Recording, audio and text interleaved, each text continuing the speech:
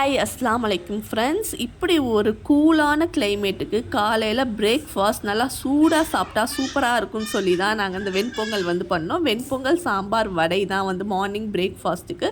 So வாங்க எப்படி செய்யலான்னு சொல்லி பார்க்கலாம். தேவையான பொருட்கள் நம்ம எடுத்து வச்சுக்கிட்டோம். இதில் இஞ்சியும் பச்சை மிளகாவும் நம்ம குட்டியாக நறுக்கி கூட போட்டுக்கலாம். நெய் மெயின் இன்க்ரீடியன்ட்ஸ். அதுக்கப்புறம் நம்ம எடுக்கிறோம்ல அரிசி அந்த அரை உலக்குக்கு எடுத்திருக்கேன்ல, அந்த உலக்குக்கு அரை இது பாலும் ஆட் பண்ணுறோம். ஸோ இது மெயின் இன்க்ரீடியன்ட்ஸ். அப்போ தான் நம்மளோட வெண்பொங்கல் சாஃப்டாக வரும். இப்போ ஒரு பேனை காய வச்சுக்கோங்க. பேனை காய வச்சு எண்ணெயும் நெய்யும் ஊற்றிடுங்க. நல்லா காஞ்சக்கப்புறம் நம்ம மிளகு, சீரகம், முந்திரி இதை போட்டுருவோம். போட்டக்கப்புறம் நல்லா வெடிச்சிடும். அது வெடிச்சக்கப்புறம் கருவேப்பிலை, பச்சை மிளகா குட்டியாக நறுக்கி வச்சுருக்கோம். குட்டியாக நறுக்கின பச்சை மிளகாவும் இஞ்சியும் ஆட் பண்ணிடுங்க.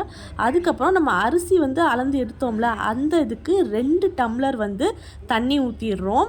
1 டம்ளர் என்னதுன்னா பால் கூட தண்ணி மிக்ஸ் பண்ணி அது ஒரு இது வர வரைக்கும் நம்ம மிக்ஸ் பண்ணி ஊற்றிடுறோம். ஸோ 3 டம்ளர் 3 உலக்கு கணக்கு வந்துடும்.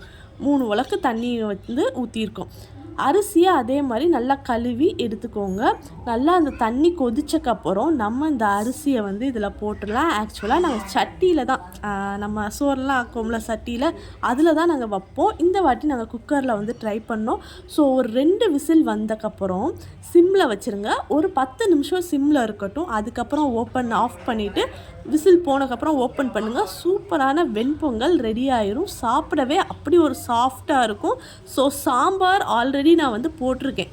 நம்ம இட்லி சாம்பார் இருக்குல்ல, அந்த சாம்பார் நான் ஆல்ரெடி வீடியோ போட்டிருக்கேன். லிங்க்கும் கீழே தரேன். வடையோட வீடியோவும், உளுந்த வடை நம்ம ஆல்ரெடி போட்டிருக்கோம். அதோட லிங்க்கும் இந்த வீடியோவில் தரேன். சூப்பராக இருந்துச்சு. நீங்களும் ட்ரை பண்ணி பார்த்துட்டு கமெண்ட் பண்ணுங்கள்.